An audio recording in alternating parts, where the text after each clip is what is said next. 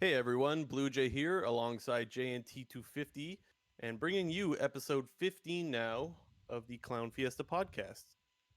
This week we're going to be going over NA expectations at Worlds. So we're going to be talking about TL, FlyQuest, and of course TSM as well. Before we get into that though, there's been a little bit of, I don't know, you want to call this breaking news, whatever the hell you want to It's call it, pretty but it's pretty breaking news, I would yeah, say. it's pretty big. C9 and Reapered have decided to part ways. So we're going to start off with that first. Give me some of your quick thoughts on C9 letting go or Reapered leaving, and let me know which one you think it is.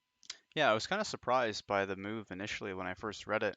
I was in a league game and like one of my friends just said, "Hey, like Reaper's gone from C9." I was like, "Whoa, that was just pretty surprised in general because they said their whole roster was going to stick around, and with them announcing that, that kind of just put my mind to rest that the whole team was going to be staying together for next season and that there was going to be no changes happening. But obviously Reaper's So now gone, so it's my expectations are I guess kind of and like I guess excited to see who they're going to sign as coach. me too, because well, for a lot of reasons. But what's actually really interesting though is that on Hotline League last week, Travis legit came out and said, and I'm paraphrasing here, but he basically said he's like, "Do you guys think that C9 coming out with the announcement of the roster means that the coaches are staying too?" And he literally said, he's like, "I think that this is a way to make it look like everyone is coming back."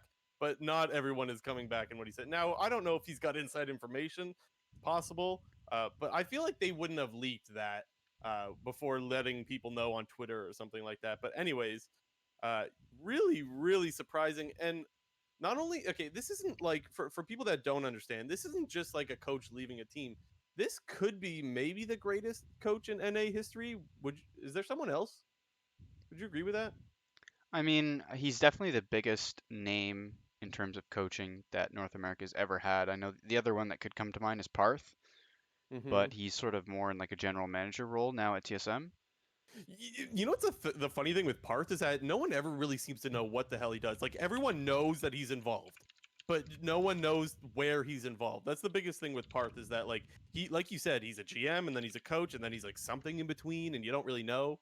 So yeah, Parth would be up there, but other than that, like to me, it's pretty clear that Reaper has always been the coach and therefore is probably the best coach NA has had all time. I would say. Would you agree? Yeah, and he's been the best coach in North America of all time, but he's also been highly I think, touted and responsible for his ability to develop talent within the NA scene. We've seen a ton of C9 players or a ton of players in the league grow up on C9 or come from C9 who are now on separate teams. You can think of EG. They have, three former players that were on Cloud9 and Kumo, Sven Skaren and Zazel. Way if you want to go way back in the day, like Wild Turtle was on Cloud9 at one point. I know Reaper doesn't have much to do with that, but my point being is that like so many of the players in the LCS have at one point or another been a part of the C9 organization. Yeah. FlyQuest Solo was on their academy team at one point. I'm just, sneaky sure he's a free agent, but he's expected to potentially get signed by a team this offseason. There's a lot of players that have been in contact with Reaper, and he's always proven to be, such a great coach and a great leader for the C9 organization. So not having him, going forward into the future, it definitely makes me wonder, one, how they're going to perform without him, and two, will they be able to still keep that same track record of developing talent, or was that, largely Reaper's responsibility. Yeah, that's a really good question as well. Now, I don't think that all of the new talent can. I don't think all of that credit can go to one person. I think in an organization that big, there has to be more than one person. But it definitely is a good point to make. I know he was a huge Blabber fan. Like I think if there's anybody that's pushing in that organization for Blabber to take Sven Skaren's spot, I think it was absolutely Reaper. And ultimately, he's the coach, so he is going to have the final say there. But for years now, he's been talking about how good he thinks Blabber is. I think even before he was on C9, I remember watching one of his vlogs talking about how he thought Blabber was an up and coming jungler or something along those lines.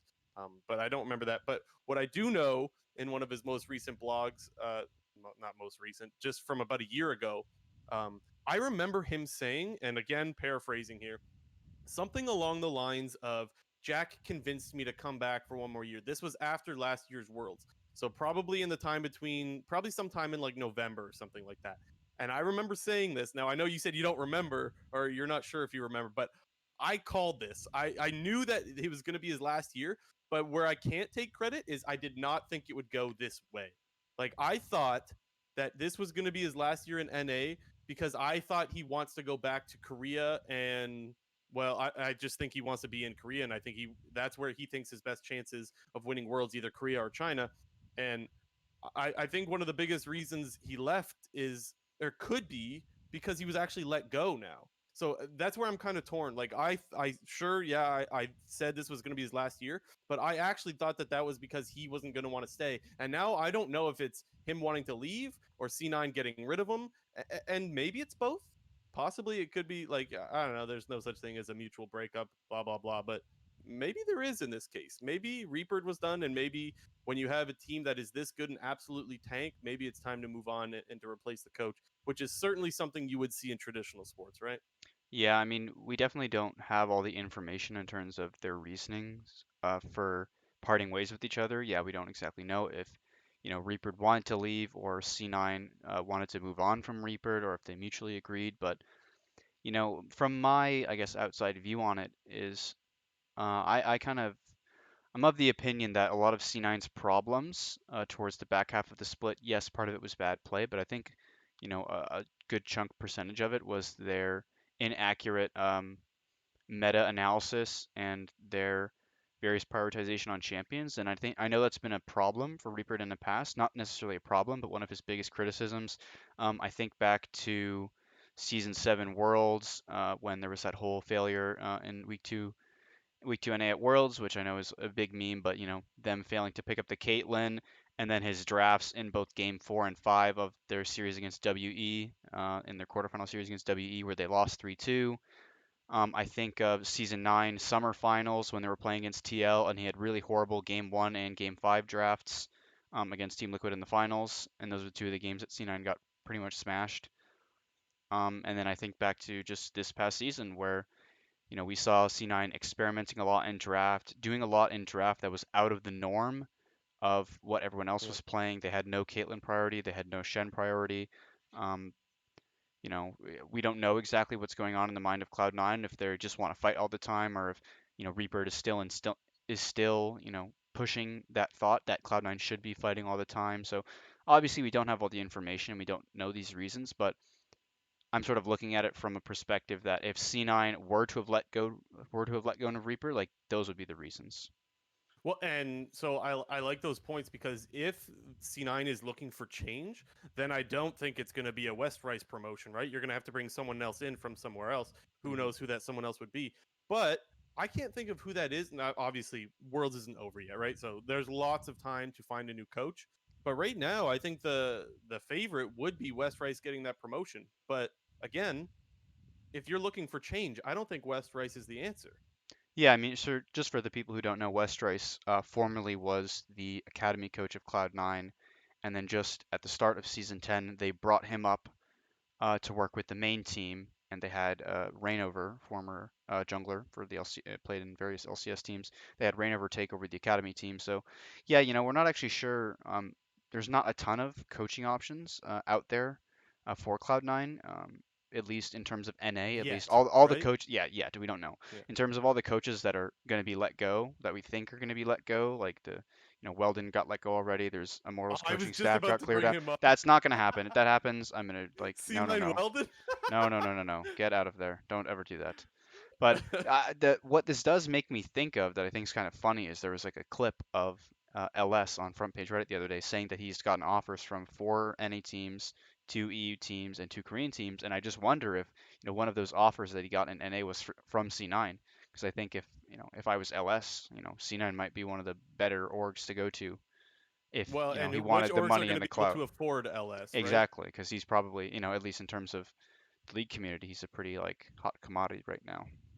Well, and I would have to guess another team that would go after him, which I don't think they would have success, but it would be CLG because isn't he currently with CLG? I'm pretty He's sure like as a a streamer yeah, he's on the he's just a content CLG. creator. Right, right. But I mean, obviously, there's some I don't bridge think that's already LS formed there. wants to go to CLG though. No, never in a million years. But That's he'll, I'm talking about hypothetically where the offers would have yeah. come from. My guess would be C9 and CLG. But yeah. Anyways, definitely some really big news. I can't wait. I really actually do hope that it's someone from outside of North America. Not that I like hate NA coaches or anything like that, but I do want to see a new play style brought in to NA. And the thing is, Cloud9 is the team that has the differing play style from other North American teams. I think it would be pretty disappointing to see another NA coach come in and change them back. Now, I don't think that that would necessarily just happen like that, but it would be a little disappointing to see a different North American coach come in and maybe change their style to be a little bit more slower paced. Because I think that's what's so exciting about this team. Yeah, Um, they we'll have to see what kind of a coach gets brought in and how that will affect that play style because Reaper was sort of the one who kind of invented this whole, at least in terms of North America, this whole fight early meta kind of like originated back at, season 8 Worlds where they had that crazy week 2 with in the group of death with RNG and Gen G. They basically, took it to them and fought constantly 24/7 and that sort of become their style over the last 2 years now. And we'll kind of have to see, what coach gets brought in and then how that, will affect the team's future and play style. Yeah, for sure. And that's probably one of the biggest reasons why he was a huge Blabber fan and definitely pushing for Blabber to be, well, to be their starting jungler. But I also remember him saying he thought Blabber was the best early game jungler in the world, which, of course, there's bias there when you're coaching that player, but that is a bold fucking statement. Regardless, I think we have some other things that we need to dive into a little bit because Worlds is approaching. Are you cool if we move on to the Worlds? Yeah. Worlds topics? Hmm. Okay, so this year we got a little bit of a different format, but before I'll let you get into the format in just a sec. But we do have a long list of teams that are going to be at this year's competition.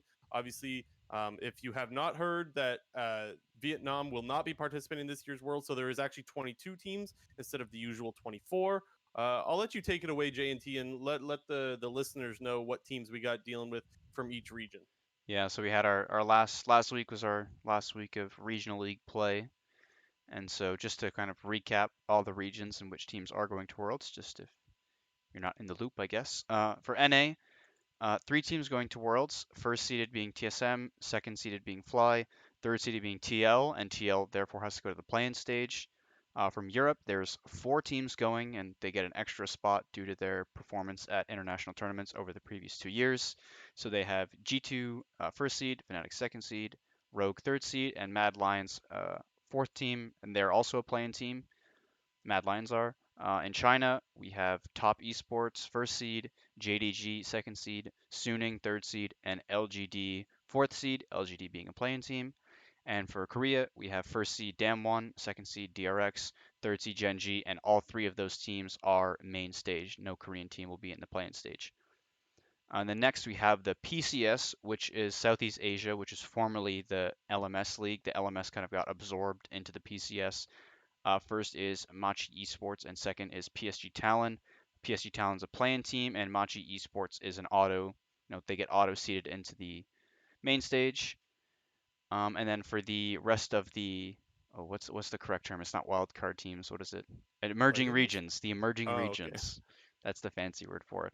From CBLOL, Got which it. is Brazil, we got INTZ. They've been at Worlds many, many times. They're a playing team.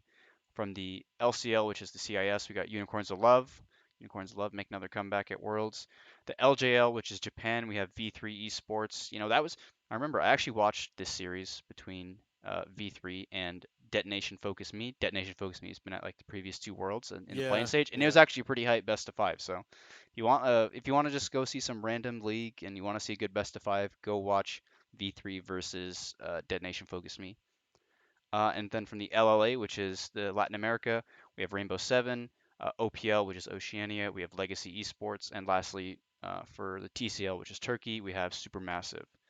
So Yeah. not, at least in terms of the major regions, we have a lot of new Worlds teams that haven't really been at Worlds the last couple years, but for the play-in teams and for the emerging regions, a lot of teams that we have seen before, a lot of these emerging region teams have been at the top of their leagues for quite a long time. A couple newcomers in V3 Esports. As I mentioned, they beat out Detonation Focus Me. But I think we have a lot of good teams going to Worlds. I'm very excited for this Worlds. However, the new format, as Jamie mentioned previously, that there will be no Vietnam teams attending Worlds due to, I guess, some of their issues with COVID-19 and looking out for the safety of the other Worlds players. So they're having a new format this year for the play-in stage. So the main stage is going to continue as normal. There's 12 teams in already seeded into the main stage, and the top four teams from the play-in stage will fill those four remaining spots.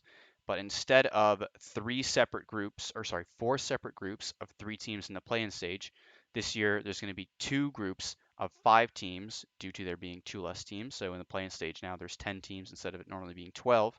So they're going to be seeded into two different groups of five teams, and they're going to play a round robin between each other, to which the first place teams out of the two groups get auto seeded into the main stage, and then teams who finish third and fourth will face the opposing group, and then winners will then play the second place team from those playing stage, and then the winner of that best of five goes as the last two teams into the main stage. It's kind of a weird format switch up due to there being two less teams. I know there was a big rumor that North America and Korea were going to get an extra seed, and fans of both C9 and T1 were really hoping that that was going to happen because they didn't want their teams to miss Worlds. But Right. different format. It's definitely going to be a little bit weirder in terms of how the groups the playing stages play out, and then which teams move on. But I think it was a pretty good fix overall. I wasn't exactly sure how it was all going to work out with there being Yeah. two less teams, but I think they did a great job in fixing it. Yeah, definitely. And thanks for that I was gonna say little rundown, but that quite the long rundown. Thank you for that, JNT. And for those listening at home, if you're a little bit lost in all that, don't feel out because I had to watch the video a couple of times before I started to grasp what was going on. In simpler terms, the way I remembered it is, look, in the play-in stage, out of the five or out of the two separate groups with five teams, first place just moves on, last place is out, and then the other ones in between fight for the last spot. If that does that sound right? Yeah, Is that last an two easier way of spots. breaking it down? But Yeah. yeah, pretty much. It's quite a mess. You know what? There is a video that we found. We'll probably leave a link in the description of the VOD so that people can go have a look at that and they'll be able to pause and go through because it is very lengthy and it is very confusing. So um, don't need to worry too much about that. Without getting too much into it, because we do want to cover next week all the other regions. Is there a team that you're really excited for, or a team that you're missing out of all the teams that you just mentioned? I don't know. I think for the most part, in terms of how all the regional leagues played out, I think the best teams are going to Worlds. There's no team that kind of got like screwed Hmm. out of a world spot because of, something that may or may not have happened. But I think we're sending the best teams from each region. I would say the team that I'm most excited for is probably Top Esports from China. I think China are really big favorites this year at Worlds. Top especially, they barely missed out on Worlds last year. I remember they lost in there was a best of five in the regional gauntlet, which they lost to IG. Uh, their top esports is an insane team. If you haven't watched any top esports, I think watch out for Knight in the mid lane. That guy is a monster. He's probably the best mid laner at the tournament. Him, Showmaker, or Chovy, Chovy? one of those Yeah. three. Showmaker and Chovy are both from Korea. Knight being on top esports from China, but I think this team is. I don't want to say the heavy favorite, but I think they're the heavy favorite to win Worlds. Like their play is nuts. I'm just excited to see China as a region every year. Like I'm so simple when it comes to that.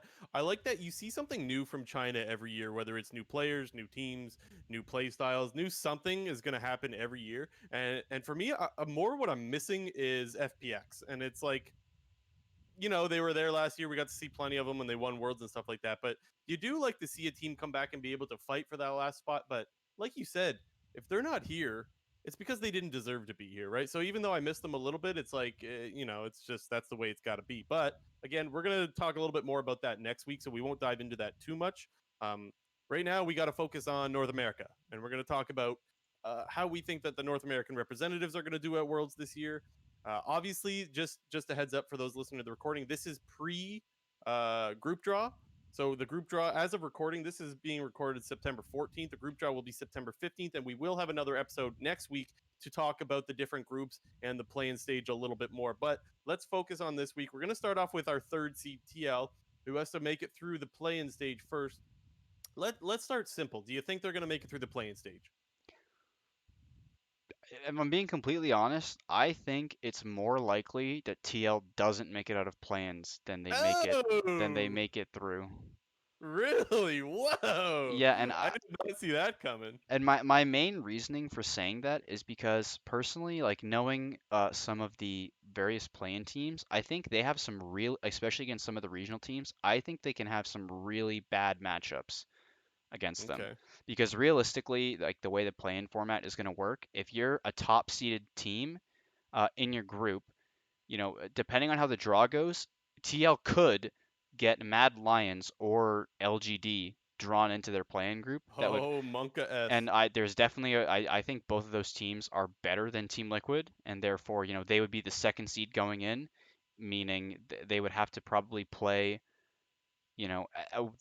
some of the better of the play-in teams, and at that point, I think they have some really bad matchups, specifically V3 Esports and Unicorns of Love. I think those two teams, Unicorns of Love almost made it into the main stage last year, and I think they're playing just as well, and I think they have a chance to make it into main stage again this year.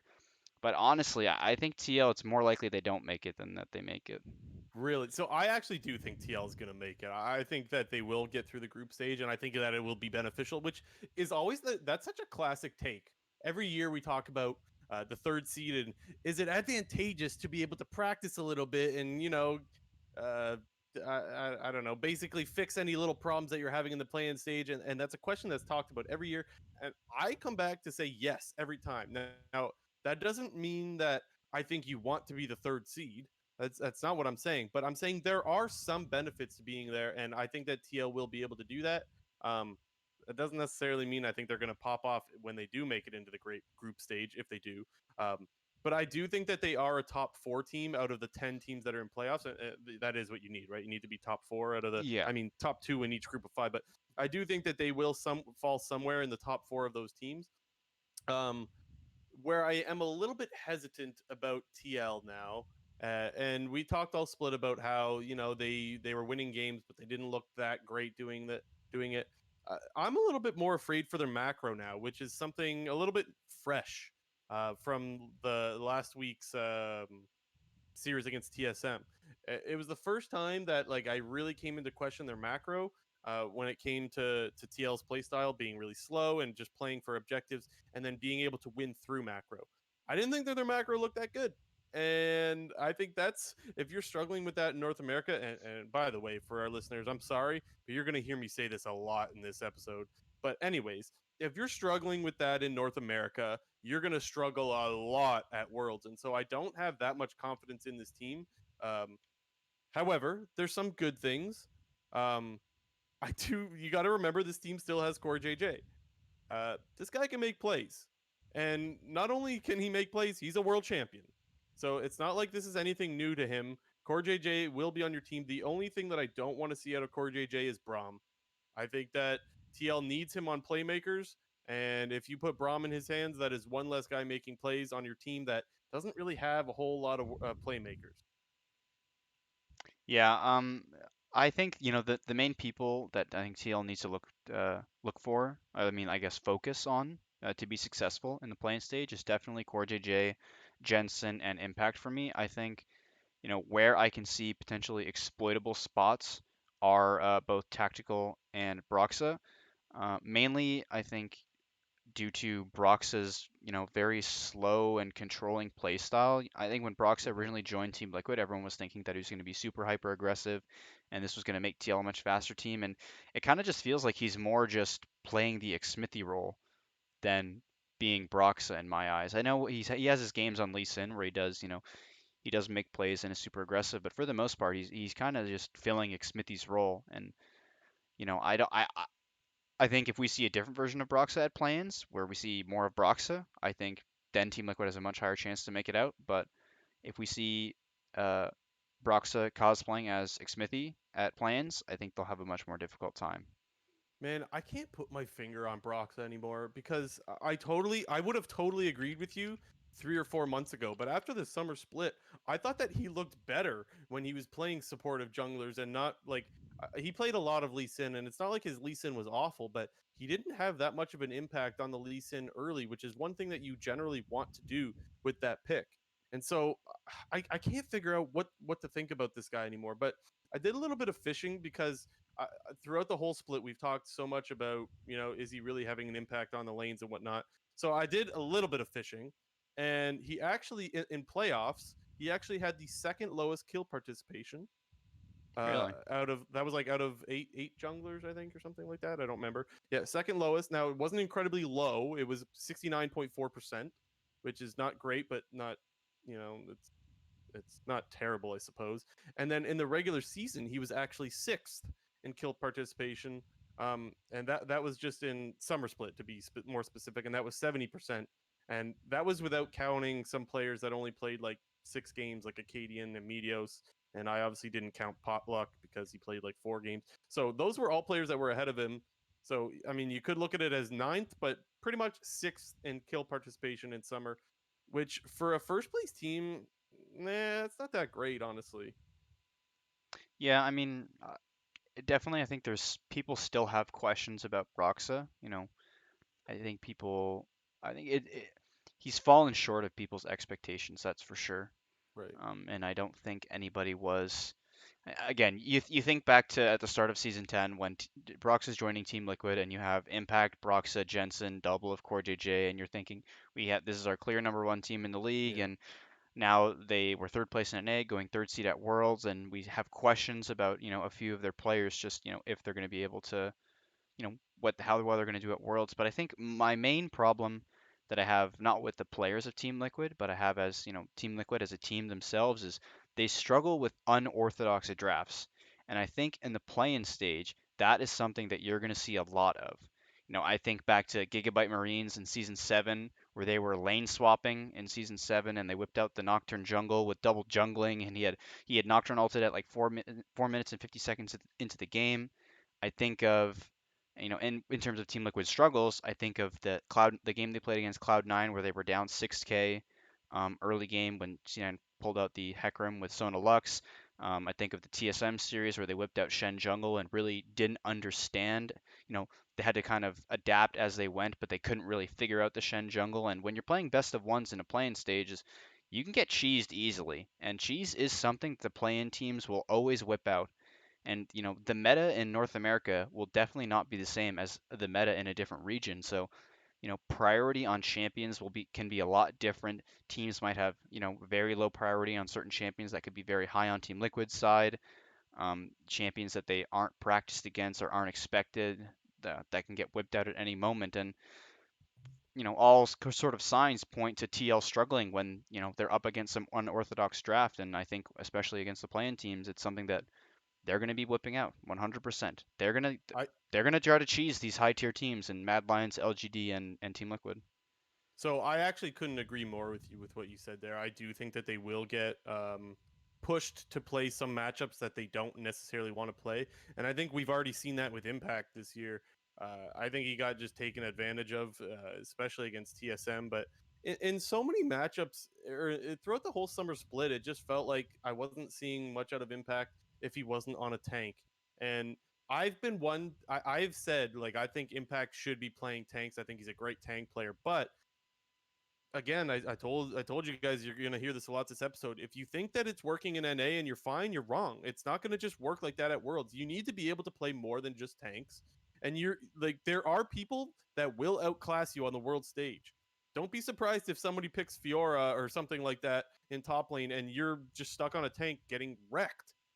That's my biggest fear when it comes with TL and Impact is I think that he's another area that they can get exploited really easily. And it just seems like this team has too many holes, which is crazy to say because they finished the split 15-3. I didn't think that I would ever say, a team has too many holes in their lineup when they have such a dominating record.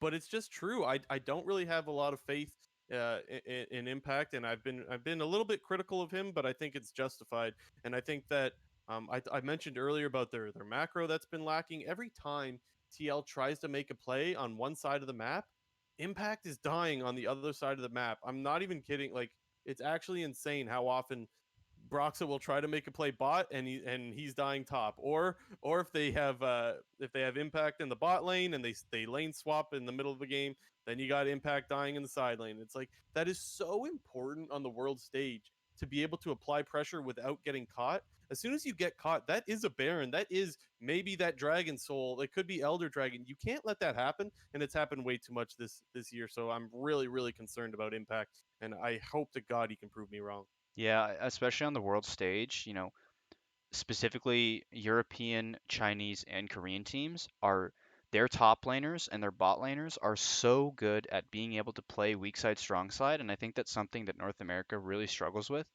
Yep. is knowing how to play your weak side lanes, knowing knowing the thought process of when you need to be sacking your waves, when you need to sack, like when you need to just back up in your lane, when you need to give XP and just let the other laner beat you in because you're playing weak side of the map and not get dove repeatedly and lose 2 to 3 waves of farm. Knowing when your TP plays are, knowing when to not TP and stay on the weak side of the map to be able to pick up EXP and farm. I think that's something that NA teams really struggle with, and especially like you mentioned, if they're stuck on tanks and enemy teams are going to be picking carries into them and your tanks start to fall behind, like it is very, very hard to come back in a carry versus tank matchup unless you're getting a lot of a jungle attention top or the rest of the map is thriving. Yeah, and I'm happy that you bring up the NA point about it because even though, so for sure, like this is an Impact problem in my eyes, it is absolutely an NA problem. Honestly, it's not just Impact that struggles with that little dilemma there. I want to talk about Jensen a little bit because all split long. So I think Jensen's been great, right? I think that he's been well, no, he definitely has been a top mid laner this split. There's a reason why he was voted in the top three All Stars or whatever the hell that thing's called. But he plays really slow. And I think that's one of the reasons why we didn't see Bjergsen get punished so much in lane when he's picking the Zillion and stuff like that. Well, I don't think that you could just play super slow at Worlds. It seems to me that we've continued to see NA teams really start to get exposed on the world stage when they play too slow. And I remember Jizuke, one of the first things he said when he came to North America was North American mids don't play to win the lane. They're playing to just shove and roam, which is fine. That's fine, but sometimes you need to win that lane, and I haven't seen Jensen do that since he's been playing since he was on Cloud9 playing the LeBlanc or the Akali back then. And we do see him whip out those champions every now and then, but not all that often. He's been kind of an Azir and TF Andy, and I don't know if that's going to work out that well when it comes to Worlds. Yeah, for me, I think Jensen, I'm worried both about Jensen and Impact, but at the same time, I'm also not worried because these are two players that have been sort of at the top in terms of performances at Worlds, in terms of NA players. Impact, everyone sort of always questions Impact, and rightfully so, because we have fair reasons to question him. But when Worlds Mm-hmm. usually rolls around, he's never a liability. He's usually going even. He's doing pretty well. Same with Jensen. The only games I can really think of was when he kind of like inted the lane against IG in that final group stage game last year. But other than that, Jensen's a very solid mid laner. He has a lot of Worlds experience. He's been to semifinals since he's been on Cloud9. He's been to Worlds every single year. He's been a mid laner. So, while we do have these questions about Team Liquid, specifically around Jensen and Impact, I am also, it doesn't make me as nervous due to their previous performances at Worlds. So I don't know. I think for me with Team Liquid is if they get drawn into an easy playing group, I think they're golden. But I think there can be scenarios where they get unlucky in terms of the group draw and the draw of who they need to play in best of fives to get into the main stage, where they have some losing matchups. Yeah, and before we move on, we will move on to FlyQuest and TSM in a little bit, I promise. But I do want to talk a little bit about the bot lane because I tactical. So for those that don't know, this is going to be Tactical's first time at Worlds. Tactical has been unreal in team fights, and so something to be really excited for Team Liquid, I think, is team fights. And the reason why is because so many times your clutch opportunity happens in a team fight, and I think that is so important at Worlds, the ability to be clutch and that is something that we have seen from Tactical. I mean, we just have to think about their game against FlyQuest a couple weeks ago, where he absolutely styled on FlyQuest in that 3v5 scenario. Those are fights that matter, and that's something that you actually do need at Worlds. I can't even tell you how many times we've seen clutch team fights out of Faker, and then he goes on to win a world championship. Now, of course, I'm not saying TL is going to get a clutch team fight and go on to win Worlds. I'm not delusional here, but that's something that does matter, and so I am really excited to see Tactical play on the world stage. I think this is kind of like that opportunity where there's no pressure when there's no expectations out of you. And so I think that the experience that you'll get as a young player in Tactical will be so valuable, and I hope that it really does. Whether they do perform well or whether they don't, I really hope that he gets a lot out of this. Now, with that excitement does come a little bit of fear, because, and I have to admit some bias here, because um, well, Tactical and Core JJ have been getting killed in lane in the last 3 series, if I'm not mistaken. The last 3 series they've been killed in lane, and each time I thought to myself, "Boy, Tactical's laning phase is not good." But the bias there is that Core JJ is part of this bot lane. And because Core JJ is so good, I have it in my head that it can't be his fault. Well, it absolutely can be. And so I need to remind myself that if someone dies bot lane, it could definitely be a bot lane problem and not a tactical problem or a Core JJ. Like, usually it's both, right? And so I do think that Core JJ and Tactical need to find their laning phase and get things going again, because I think that's definitely been their weakness together as a duo. But yeah, I don't know. I think Team Liquid, they'll be all right unless they get unlucky. Yeah, I'm also afraid one other topic that we talked about so much throughout the year, and not even just us, so many people were criticizing TL of not playing a lot of different drafts. It was the only team that I heard of where people were actually counting how many unique picks they had throughout the entire split. And when you go to Worlds, you need a champ pool. hmm And so I'm not saying I hate their champ pool. I'm not saying that, but I am saying we haven't seen them play a lot of different stuffs, and so I don't know whether I hate their champ pool or not. So hmm that's my last concern when it comes to Team Liquid. Would you agree that that's something to worry about, or not really? I don't know. It just depends on, the world's meta and how that evolves. Uh, More often than not, we see that the metas that each region has going into worlds often get switched up quite a lot due to, the scrim metas that they have, and there's like there's even like a change in meta from week 1 to week 2. Mm-hmm. We'll just have to see. That's one of the funnest part about Worlds is when you see the meta shift, and it's fun to see the people that shift that meta. And with that, I think we should shift over to FlyQuest, because there's a player on FlyQuest that I have in mind that is not afraid to go against the meta. I'll give a little reminder to those that it's been a while since we've seen 2017 Worlds, but for those that don't remember, 2017 Worlds, we had an Ardent Sensor meta, and if you weren't playing an Ardent Sensor support, you were kind of trolling, unless you were Ignar, because Ignar, I actually did a little bit more digging. He actually played half of his games were Ardent Sensor champions.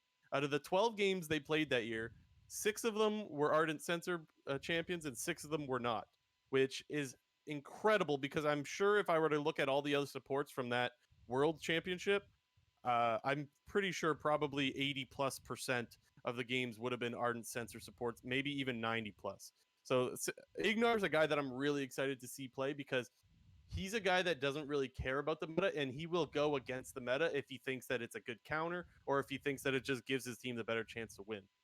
Yeah, I think everyone always remembers Ignar for his Fervor Leona and his Blitzcrank at that Worlds where he hooked Faker out of Yeah. the W, and Misfits almost beating SKT in a best of 5 took him to 5 games in the quarterfinals.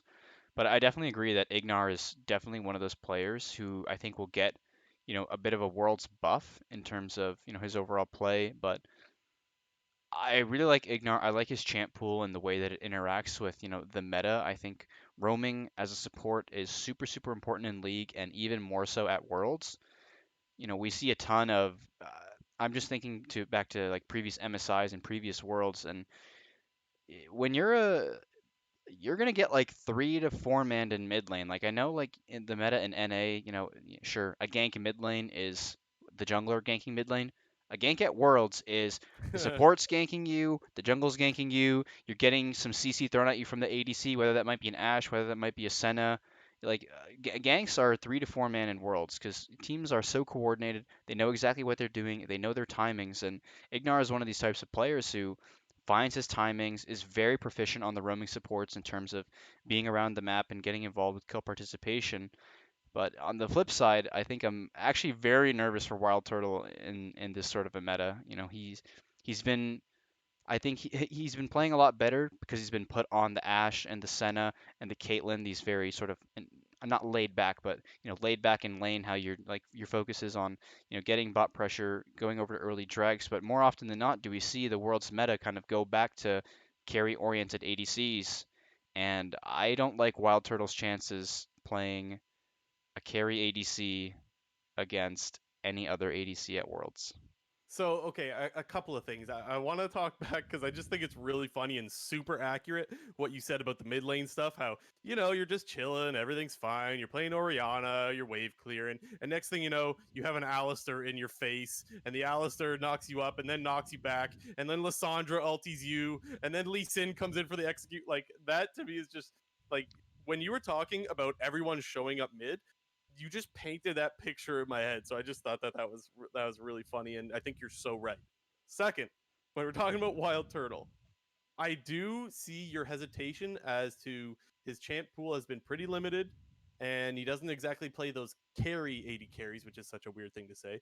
But I actually, so here's the thing with Turtle, this would be like the opportunity to get himself away from like the turtle stigma, right?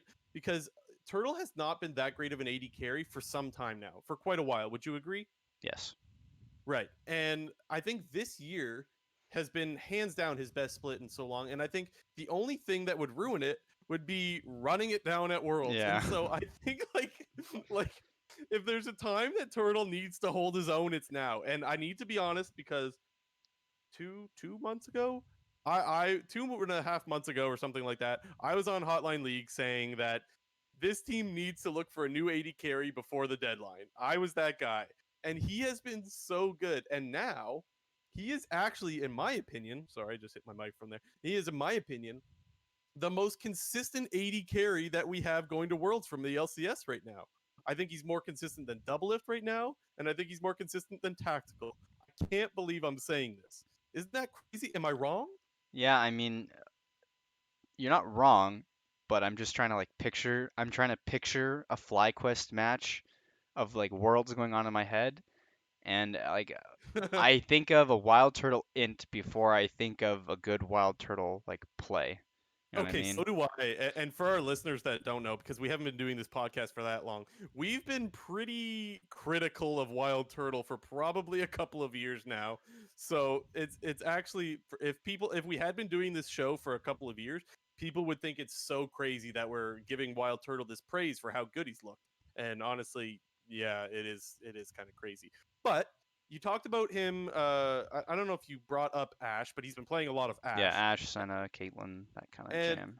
I don't want to put words in your mouth. What did you say exactly? You're afraid that he can't play carries or something? What did you say? Yeah, I mean, I'm afraid that he's gonna get exposed if Worlds goes back to like Zaya, Kaisa, Ezreal Right. meta. Okay. Yes. Okay. And honestly, so am I. I'm not gonna lie. So am I. But what I will say is that I think that his Ash works really well with Santorin because, well, we all know Ash's broken ability where she could just see the other jungler's path and all of his camps and just, well, Hawkshot honestly, 2 cheat. OP. Like it's such bullshit. But think about what Santorin is able to do with that. Like he has been such a dominating jungler this split, and I don't want to take credit away from Santorin, but I do think that it really, really fucking helps when you have that hawk shot giving you so much information. It's really easy to outplay the other jungler when you know all of his camps that are done and you know exactly where he is. And well, fortunately, Ash has an ability that can do that. Now, let's not forget. Hold on. I don't know. Did Ash get the nerf yet? Think Ash was The supposed to get a nerf. I don't know if Q, it's on the world patch or not. I think it is. Regardless, we can't even say for sure that Wild Turtle will get the Ash. If it is still an OP pick, we still don't even know like if FlyQuest is going to get that in every game. But the point is that it's something that even though you want him, you don't want him to get outplayed when he picks champions like that because Zaya and Jin and all these other champions that are just nuts later, um, will be probably better than whatever Wild Turtle can bring. It does give a little bit of a buff to his jungler, and I think that it is on Santorin to carry this team. I think that he has been their best player this year. Yeah, definitely agree. I think Santorin's been the best performing player on FlyQuest, and I think a lot of the pressure is on his back to be able to keep pace with these other junglers. I think kind of the similar what's the word?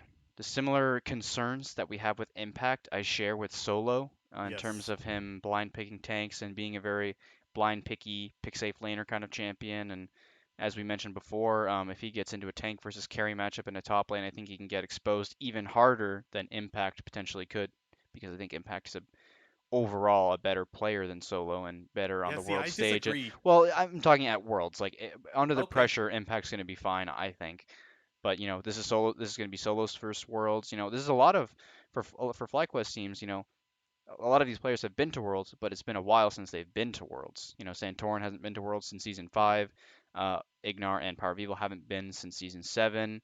Turtle hasn't been since season 5, and this is Solo's first World. So I don't. These players aren't super acclimated to the world stage, and if we're seeing a bit of the solo that we had in that game 5 against TSM, I can easily see that happening in any game at Worlds. Yeah, so I don't want to get off topic here, but just want to give a thank you to someone in the live chat that did give us the update that the Ash nerfs will be live for the world's patch. So thank you for that. Anyways, I do want to get back on solo and talk about solo because I do agree with you in that I am worried about the top lane champ pool being uh, exposed. Maybe the thing is where I'm a little bit different with when it comes to impact versus solo is like impact we've seen for so long be very good on tanks and not so good on carries. Solo, I don't really know how to feel because when he played GP or Mordekaiser, he looked really fucking good these playoffs. But one, that's only two champions, and two, I don't know if it's him or if it's the coaching staff holding him back in draft from that. Like I don't think that TL would want to hold back Impact from picking something like a carry, but I do think that it's more like he just doesn't really perform that well when he's not on a tank. Versus Solo, it's like I think he can perform better on carries, but we haven't really seen all that many opportunities. And we saw when it comes to both these players, we saw Broken Blade absolutely expose both of them. And again, if that's going to happen in North America, you're going to get exposed at Worlds as well. And so that's where I'm really afraid of uh, of the top lane for FlyQuest. Again, I don't know if it's Solo's champion pool or if it's the coaches that don't want to put him on anything else. Regardless, there's a problem in top lane, and I think that that's one area that FlyQuest could be exposed coming up to Worlds. So even though I'm all excited for Turtle being able to maybe cement his season as a turnaround season at Worlds, and Ignar being able to make some great catches, and Santorin looking great and all this stuff, like we got to be realistic here, and I'm worried about that top lane matchup. Um, yeah. Yeah, What do you think? I mean, I don't know. I think looking at FlyQuest as a whole, I don't think they're a team. Yes, I think they have the potential. If they're playing, if all their players are playing great and they're playing greater to the sum of their parts, I think this is a team that has the possibility of getting out of groups. But I do think it's also very dependent on the group they get drawn into in terms of how many, if Yeah. they're going to have, because the way Worlds works now with more EU and Chinese teams coming in, like there are situations where you're going to have a group with one NA, one EU, one Korea, and one China, and I don't see FlyQuest being much. I don't see FlyQuest, winning against any of the top EU, Korean, and Chinese teams. But I do think, they have the potential to potentially make it out. That sounds funny. They have the potential to potentially make it out, but I do think this is a team that definitely can play spoiler to, a certain team in a group where, teams might be tied 3-2 and FlyQuest could be that 0-5 team that takes a game off somebody and, plays spoiler. But we'll have to see for group draw, I think, for FlyQuest to see how It, well we think they're going to do. isn't it so fucking sad that like as North American fans, it's come down to there's the potential for potential. Like Yeah. that's where we're at now. Like I'm totally right there with you. But like that's oh man. God damn. NA NA's gonna struggle this year. Yikes. Anyways, there are some good things to be excited though for, and we definitely laid that out. And I do want to talk a little bit about Poe, because I think that he was a little bit misused in their last series. Now I don't want to do a whole deep dive into the last series because we did that last week, but I do want to say that moving forward, I don't think you need Poe to be the counter pick. I think that he's a guy that can play so many different things. And so when it comes to FlyQuest drafting at this world, like okay, so last week they did the Victor into the Zillion, you know, so Zillion would ulti and then you would lay the gravity field below and be able to kill. I don't think that you need to use your mid lane pick as your counter pick. PoE's been good on so many different things. You don't need to force like him onto Victor, which by the way, his Victor isn't that bad, but it did look bad that game. Just let him play, let him get you could draft late with him or you could draft early. It doesn't matter. Just put him on something he's comfortable and he will perform even if he himself does get countered.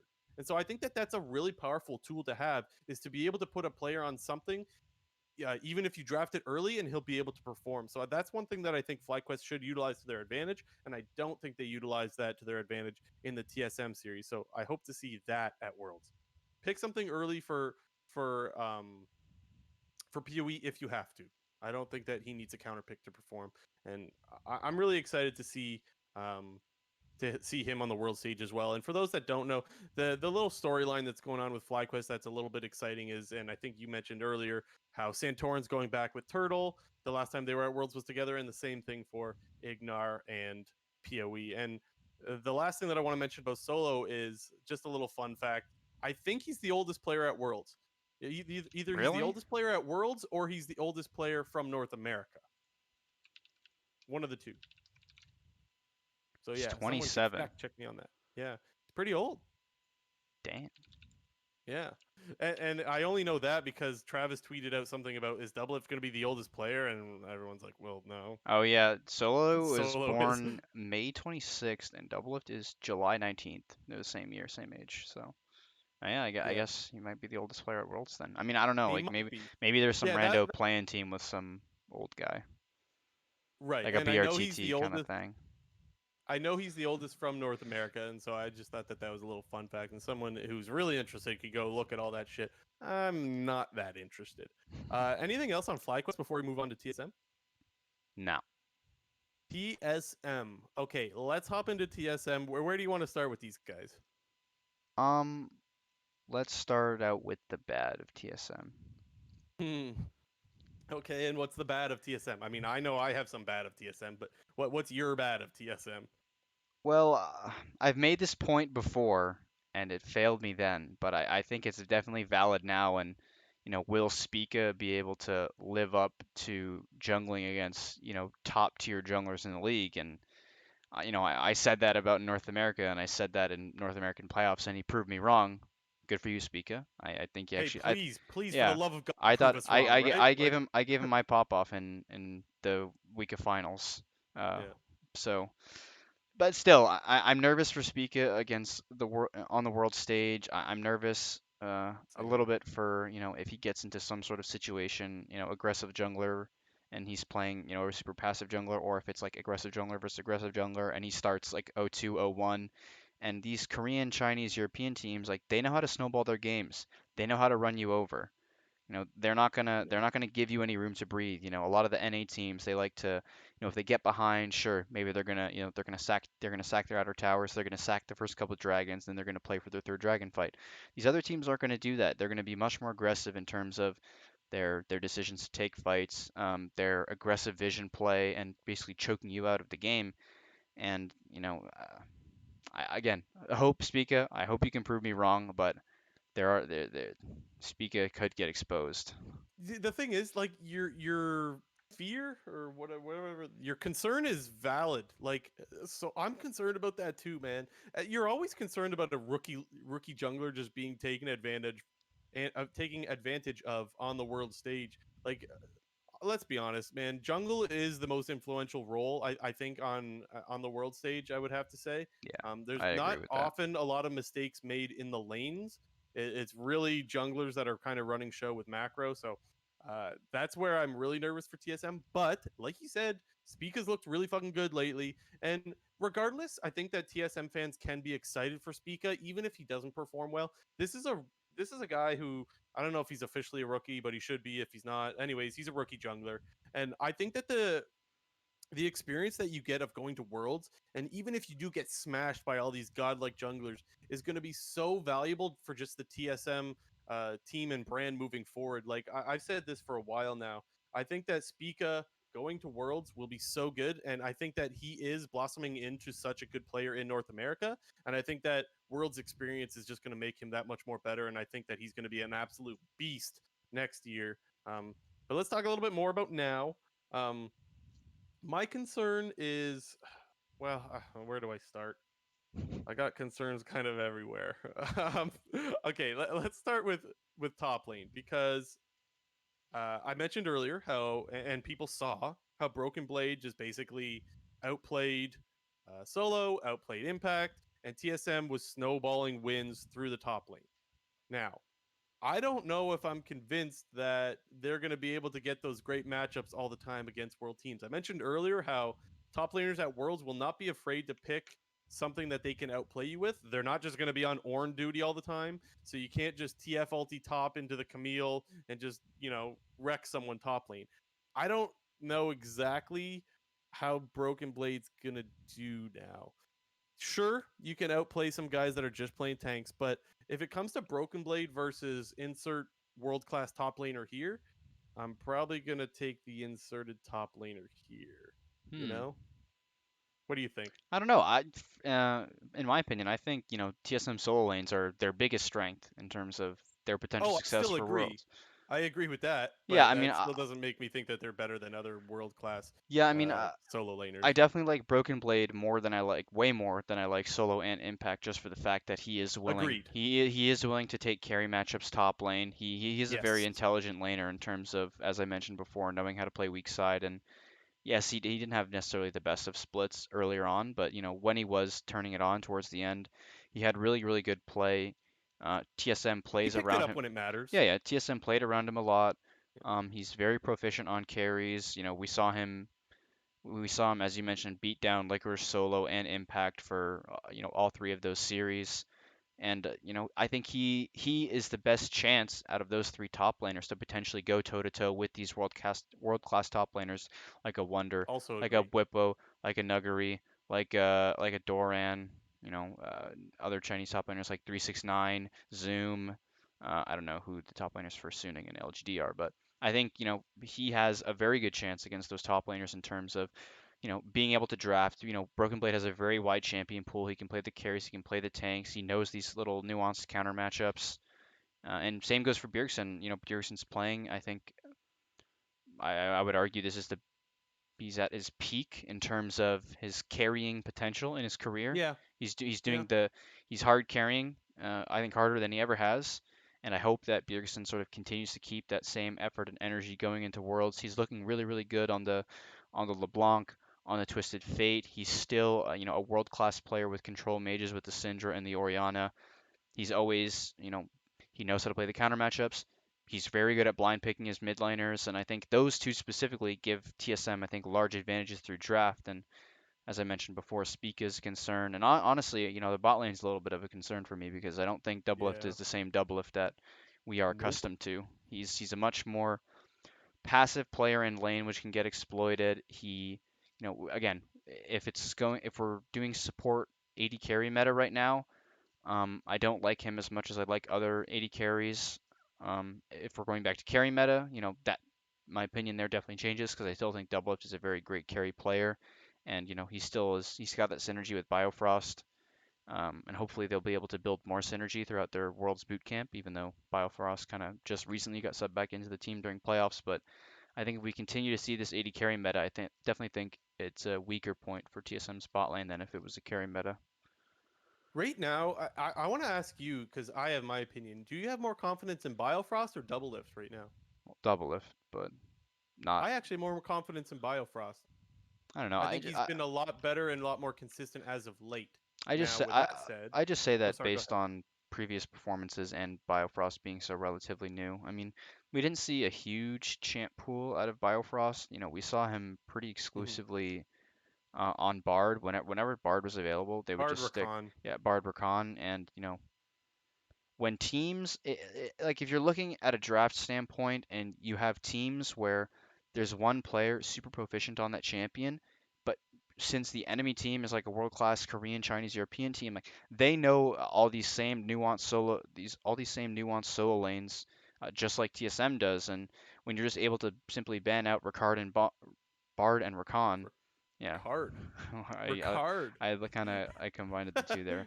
But if a team Yeah. can just ban out Rakan and Bard and then just blind pick solo laners and know how to play into that, and then you get counter pick for support, and Biofrost could be playing something that he's maybe not as accustomed to, that can get exploited super hard. And I don't see that as the same with Doublelift. I think he's pretty proficient on every champion now, with him picking Even up the Senna. Senna. Yeah, he picked up the Senna.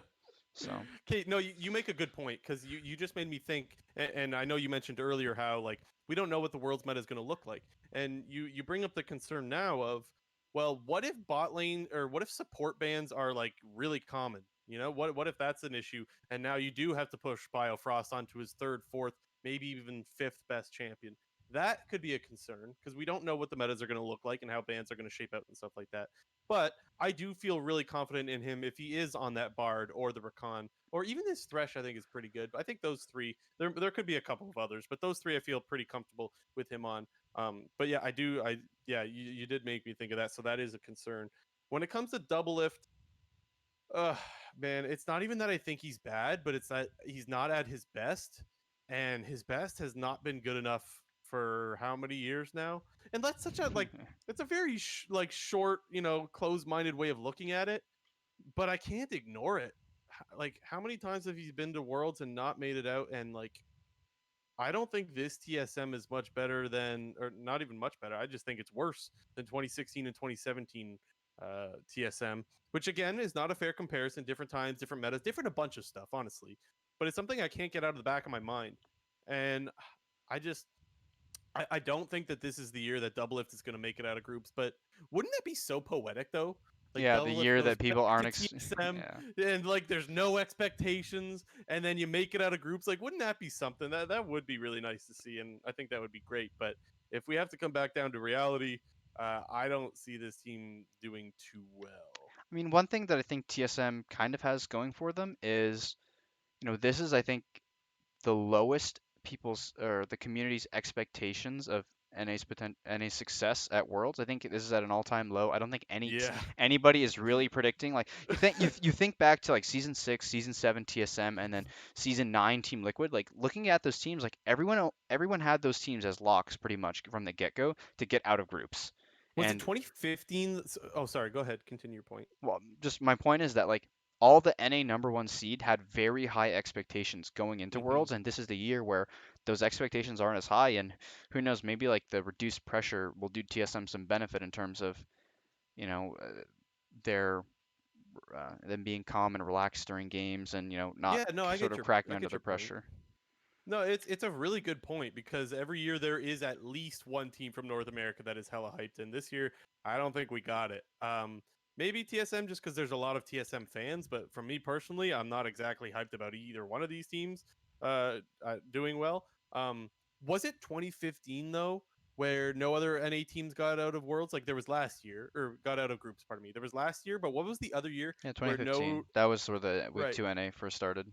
I can't remember what the hype was going into 2016. Was it just like we were like Well, 2015 was because bad, but it's okay because we got Doublelift and Bjergsen on the same team? it Like, was it was, yeah, okay? TSM was just like very good that season, pretty much. That was the season they were like 17-1, was 2016 Yeah, summer. yeah. So, oh, and I think that might have also been the year that Bjergsen and Doublelift made the top 20 list. Is that it? I think so.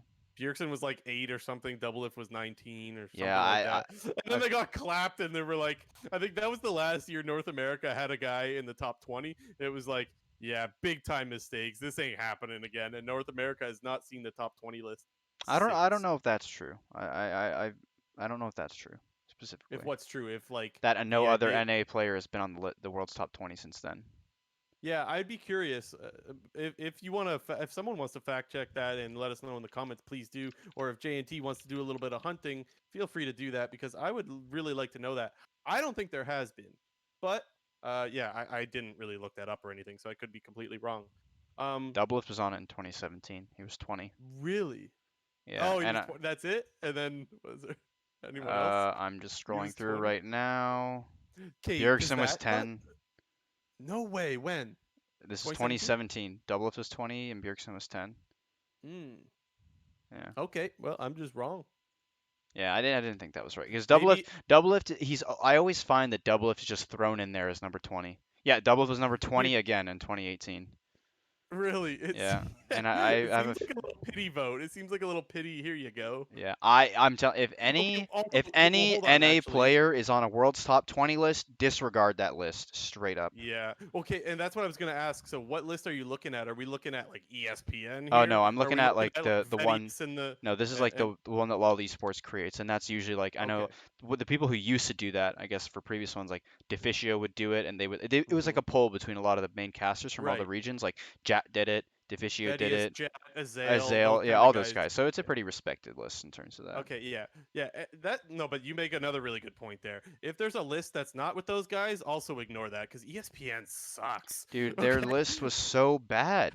Okay, the biggest problem is they had one this is all the flame they got. They had one DRX player on it. The only one they had was Chovy, and there was a Reddit post talking about how like there's a bunch of like Korean DRX fans, and now like ESPN is just getting memed in Korea because of that. And also they had no supports in the entirety of the ESPN gets top memed 20. everywhere I'm every just year, man. they're Like, garbage, straight up garbage. yeah, I know. Oh my god, I don't want to get into too much of a tangent because we've gone off a little bit. But yeah, for the just for those wondering, if you see an ESPN list, Okay, I would disregard. no NA player was on in 2019.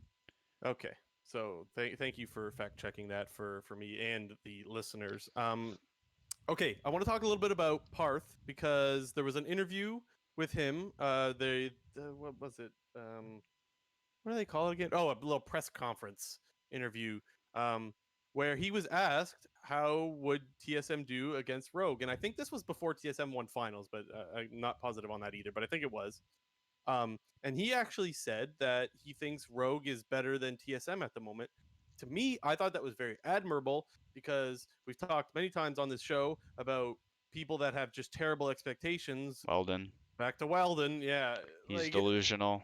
it's nice to see players and coaches that actually have a realistic idea of where they stand. And I like to say this because I just think it's really important. We saw last split, FlyQuest going into finals against Cloud9. Santorin was like, yeah, we're just hoping to make it a good series. It wasn't we're going to win. They knew that they weren't going to win. They knew that Cloud9 was so much better than them at the time. And so Santorin wasn't afraid to be honest, not to mislead his fans or anything like that, and just say, hey, look, like this is where we're at. This is where we want to be. And I really admire Parth for saying the same sort of thing. He said, look, if we were to play right now, we wouldn't win. And then he went on and said something about like it would if there was 10 games, like we would win 5, they would win 5, but then ultimately they would win the tiebreaker, some shit like that. But the point is, he said, look, we don't need to worry about right now. We need to worry about what happens if we play Rogue a month and a half from now. That to me is the right attitude. It's the look, we're not going to win worlds. I'm not going to pretend we're going to win worlds. I'm going to focus on getting our team better and being as best as we can going into the finals. And so I just really wanted to give him some credit for that.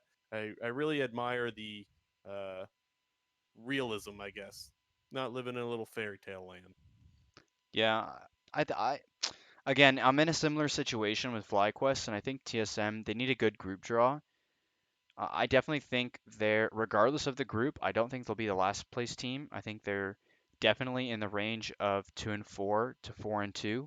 But again, that is very dependent on their group. I think, again, as I mentioned, if they get into a situation where they're the NA team and they get a top EU, Korea, and Chinese team, like I'm worried for TSM. Like I'm imagining like scenarios of groups where it's like TSM, like Fnatic, like JDG and like Gen G or something like that, or like JDG, or like if they have LGD as their playing team, and then they get like an EU team and DRX, like I don't see TSM making it out of that group. There was a Reddit post I remember looking at. They had a lot of group draw like simulations.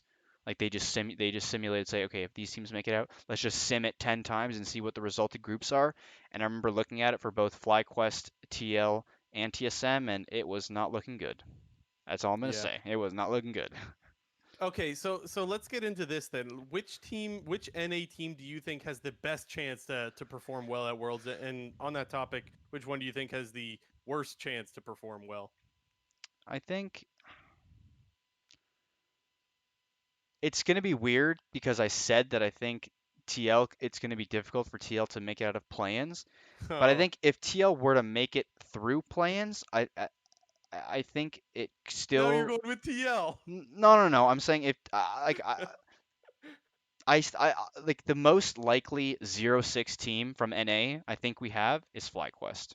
If I were to Really, I pick one. disagree. I think it's TL. I and then Dude, but wouldn't that's me being a little biased, like I mentioned before, with like past performances with Impact, Core JJ, and Jensen. I think that team is a lot better suited to beat or to go up against top Korean, EU, and Chinese teams as opposed to FlyQuest. So for that reason, I'm going FlyQuest. They're more of a 0-6 team than TL is to me.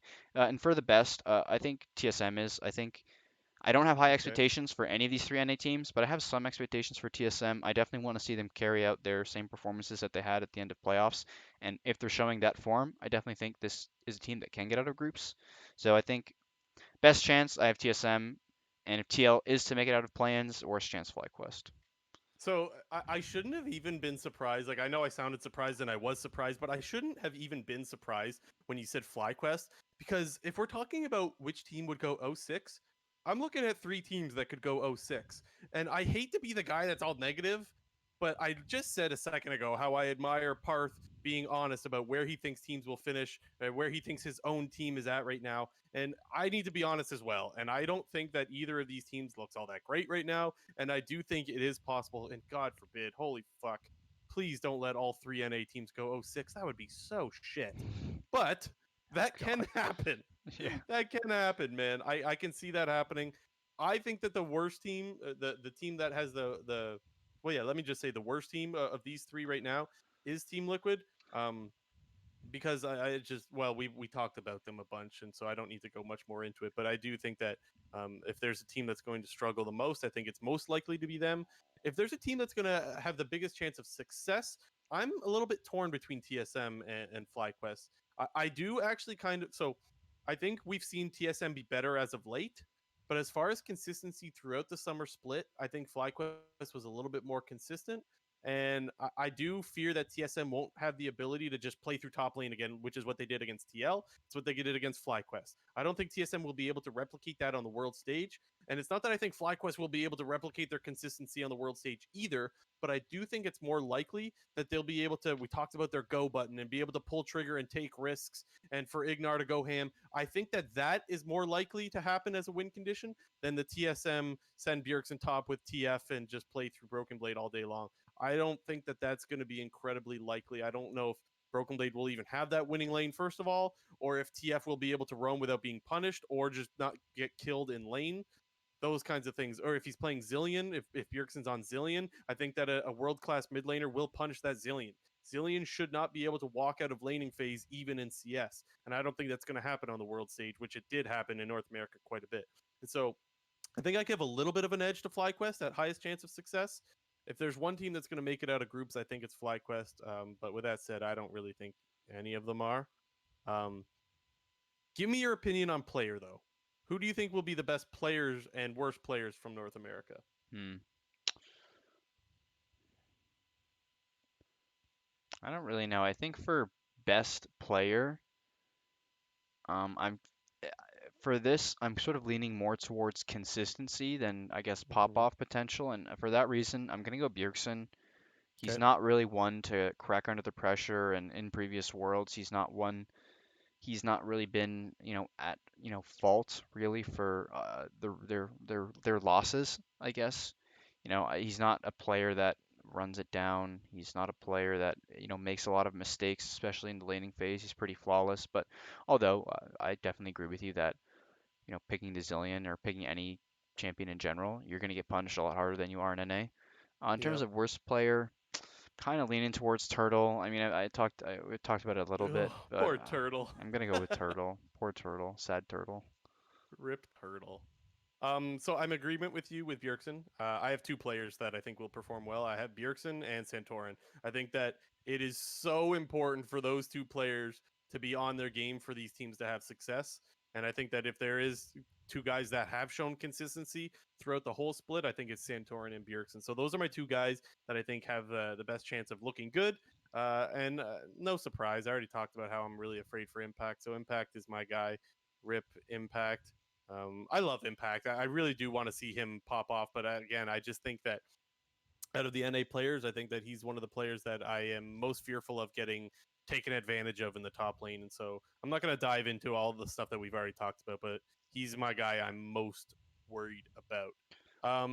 One last question before we move on to our quick news and close out the episode. What does a successful year look like for North America to you? Is it just getting out of groups? Does it vary by each team? Does it like, One team, yeah, one team. Honestly, oh, a success would be one team making it out of groups. That'd be the success.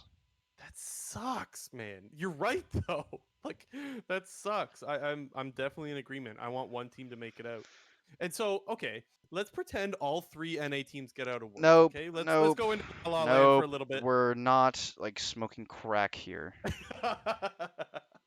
If they do though, like, do you think NA fans are happy? Because NA fans can be pretty like I know you and I would be more than happy, Dude, but there's a lot of NA fans that are really fucking picky, man. Do you think NA fans would be happy if all their teams just got out of groups? if there are any fans that are not happy with North America, more than one North America team making out of groups this year at Worlds, they are delusional. They need to join Weldon on the fucking crazy train Yeah. because like Join for the people for the people that exclusively, just watch North America and are only really looking at North America, like you guys will be surprised when you see the level of play that these Korean, Chinese, and European teams whip out. Don't say More, more, Europe, no. more so China and Korea, but I think G2 and a little bit Fnatic, these are very good teams, especially on the world stage. So this is just a little teaser for We'll next get week's into it episode. later. I don't think that Europe is that good. I'm gonna leave it at that. I do think that they're better than North America, just so people don't think I'm fucking crazy. I just don't think that Europe is that good. We'll get into that a little bit more next week. I don't want to get too much into it, and we'll talk about the different regions once we know what groups people are filled into. Now, mind you, next week we won't have all four teams because they'll still need to do the play-in stage and whatnot. So we'll have play-ins, and then we'll have three teams in each group, with the fourth being To be to be determined. determined after plans. But before we let you guys go, we do always want to fill you guys in with some quick news, as we like to call it, because we don't really have anything more clever to call it. We're kind of lazy. So quick news, anyways. There was an interview with Chris Greeley. For those that don't know who the fuck Chris Greeley is, that's the commish of the LCS. And it seems like Friday Night League is going to be returning in 2021. So there's that. There's an interview. I guess we could put the description or the interview in the description. I'm not gonna lie, guys. If you haven't watched it, it's not really that fun to watch, which is exactly the reason why we're giving you guys the quick news rundown from this 20 or so minute interview. Anyways, Friday Night League looks to be returning. They had a lot of success with it, or so he says. So that might be happening, or should be happening. Another takeaway was that LCS had the most or the highest viewership since 2017. Must be because TSM is doing well again, I would have to assume. The last time TSM was really doing well was 2017. So that's just a guess. I don't know the whole reasons, but it seems like viewership is a little bit up in comparison to the last couple of years. And one interesting little thing is that the media rights have expired. So what does that mean? Well, I guess that the LCS had deals with YouTube and Twitch and whatever to have their stuff on those platforms. It seems like that is now expired, and there has been rumors about the LCS going exclusive with one of these companies, Platforms. platforms. So I would like to know, actually, if you guys want to drop a comment in the comment section for those listening to the VOD on YouTube. I would be curious to see where people want to see the LCS, if they would prefer it on YouTube or Twitch. when I like to keep my eye on the viewership, and I think you do too as well, JNT. Um, the viewership is there's usually a lot on YouTube and on Twitch. There's a pretty good parity there, and so I think that when they sign this deal, if they do go exclusive with one platform, I think you're going to have a lot of upset fans. Wouldn't you agree? Yeah, for me personally, I have pretty much been exclusively watching on YouTube probably since honestly like 2016. I think that's really when they started doing like live streams on YouTube. And my reason for that is just simply because you can rewind and fast forward easily through the VODs, and It's so that's much better. it's a feature on YouTube that they have not implemented on Twitch. I'm still surprised that Twitch has never implemented that feature, just being able to go back, X number of seconds to just, instead of having to clip something and then watching a clip, you can just simply rewind the stream for 10 seconds and be able to see it. I know on the Twitch side, the majority, just in terms of viewership, the viewership is usually split anywhere between from 50-50 Twitch YouTube to maybe like 70-30, 70% being the Twitch, 30% for being Yeah, for being YouTube. But the yeah. viewership is always pretty, it's very, as I mentioned, it's pretty close in terms of the split viewership. And as you did say, there's going to be the Twitch people that everyone loves Twitch chat, and that's one of the main draws with Twitch. But I love Twitch chat, but with baby. but with YouTube, I think a lot of people really enjoy the fast forward and rewind function. If you started the game 10 minutes late, you can rewind the VOD to 10 minutes and kind of speed watch the first 10 minutes of the game before you catch up to the live version. That's something that I find myself doing very often. And as you mentioned, you're gonna have upset fans either way if they Yeah. remove YouTube or if they remove Twitch. Me myself, I'm gonna be pretty pissed if it goes exclusive Twitch because then I will basically have to I have to watch the start of the game because I can't replay it until the game's fucking over. Oh God, that actually does suck. I do prefer. The thing is, I wonder if the VODs will still go up on YouTube. That might Probably, be I okay. would assume that still is, but just in terms of the live stream, I would So prefer I YouTube. think they would be I think they would be crazy to go with YouTube, honestly. And it's not that I think YouTube is a bad platform. I just think that that's where the most people watch on Twitch, and I think that if you want to get the highest viewership, Twitch is where you need to go for that. But I do agree with you. So I I'm one of agree. those I'm guys. I'm not disagreeing. I agree. I think Yeah. you're gonna get overall higher viewership because the community was built on Twitch, and I assume the LCS would want to stay true to its roots. But if you're gonna go Twitch, tell Twitch to implement rewind feature, please. Yeah, for the love of God, people have been asking for it for so long. I'm starting to give up on whether that's going to happen. I'm that guy. I'm that guy that has both open. Okay, I'll admit it. I'm the guy. I'm watching live on Twitch because I love my Twitch chat. Twitch chat can be fucking hilarious. Also, it can kind of suck. Sometimes there's some dumbasses in Twitch chat too, but there's a lot of funny stuff that comes from Twitch chat. But then I also like to rewind, like you said. So I will. I'm the guy that have both open. Yeah, you can make fun of me for that. I don't care. I think it's great having both. And if they just give the freaking feature onto Twitch, we can enjoy both. But we don't live in that world. Anyways, so much for quick news. Uh, the other thing happening is there was other coach changes. T1 and Coach Kim. I don't know if he resigned. I think he No, resigned. he resigned. Yes, Yes. Okay. So because I there is now a believe I coach. believe they had a 2-year deal when he signed at the There start is of now season a 10. coach spot open for T1, T1 and Reaper, T1 Reaper, T1 as Reaper, you alluded to earlier, Reaper could go to T1. T1 Now Reaper. that's speculation. We don't really know anything about that, but You heard it here I think that first. would be fun.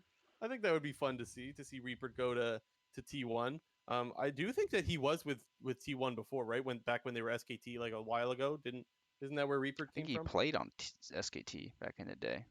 Maybe he did. I don't know. I'm almost positive that he was a part of SKT either as a coach or a player or as something. I can't really pretend to remember though because I don't remember a lot of things. Um, and then what else? What else? What else? What else? Oh, group draw tomorrow. There is so for that group draw tomorrow is at 8 a.m. EST. That'll be 5 a.m. PST. So Wake yeah, up pretty early, set them garbage alarms. pretty garbage times to wake up for. But obviously, like you have to assume they're doing the draw in China, um, and we also know that there's way more Chinese viewers than North American viewers, and so like why would you like obviously you're going to do it at a time that makes more sense for Chinese viewers. Hmm. Yeah. What else we got? JNT? Anything else? A lot of world's players tweeting and streaming Chinese solo queue. Everyone seems to like it. True. There's been a bit of a like There was a clip at front page Reddit yesterday talking about how Yankos had to like randomly close the stream because he was getting like emails and texts from like higher ups. And apparently, a big common problem that a lot of the teams are having right now is they're unable to stream themselves playing solo queue in China due to the hotels that they're staying at because they don't want to fuck Ah, they don't want to fuck the whole hotel's internet by having like five because they're in the players. bubble. Yeah, I don't know if they're all. I think they're at different hotels. I don't know if they're all at the same hotel, but I think Oh, that's not a very good bubble. well, I mean, some of them I'm could. just kidding, dude. Yeah, I don't know, but I think I know. I think they're at different hotels, but like they don't want to fuck the entirety of like the hotel's internet by like Yeah. running league plus streams for like 6, 7 people potentially, and I think that's the reason for like there's been trouble with team streaming. That's at least from what I heard. I Not just confirmed, but kind of curious about internet issues. Like, if are they going to be playing in the hotel? Like when it comes I don't time to know. actually play the game? Like, okay, if there's already some potential issues, because let's be honest here, we're just kind of speculating off of hearsay. But if there's already some internet issues, like Monka S man for a world's like, okay, please for the love of God. Let's not let any mistakes happen on such an important game. Like, wouldn't that be an absolute disaster if you have to well, I'm sure they'll be able to chrono break somehow. But even having Knights to chrono break, Knight's internet goes out in game 5. oh my god, man. Yeah, they well they pull a wild turtle. Knight Yeah. has to go to another apartment to play. Like that would be an absolute disaster. And I just see Vampire in the live chat saying China's internet infrastructure is way better than NA's. Fucking true. So thank God for that. Yeah, that is a very good point, and so let's just hope that there's no issues. I think that would be an absolute disaster, is if there is some technical issue that really affects the games at Worlds. Like this is not the time to fuck around, and so I'm sure they'll find a way to make it work, and I hope to God they do. As long as those people that are running the LCS are not in charge, then we're good to go. No NA production, please. Rip NA. But that's gonna be it for us. This has been episode 15 of the Clown Fiesta podcast. Thank you for those that have been listening to us on Spotify, on Apple Podcasts, on YouTube, and thank you, of course, to our live viewers. Thank you for being interactive in the live chat. Always much appreciated. Be sure to follow us on Twitter. For those listening, I will do it again. It's at Toominator at TOOMINATOR underscore and at bluejay underscore GG, BLUEJAY underscore GG, of course. And so we're going to continue to be more active. We haven't been as active, obviously, this last week because there's been no LCS, but we will be more active once Worlds gets going. Anything else you want to shout out, JNT, before we let go? Nope. Oh, please sub. If you're listening on YouTube, hit that sub button, and yeah, and hit the like button as well. Thanks again, and yeah, we can close her out. We'll see you guys next week for the live show, 9 p.m. EST on Twitch. Just search Clown Fiesta Podcast. Thanks, guys.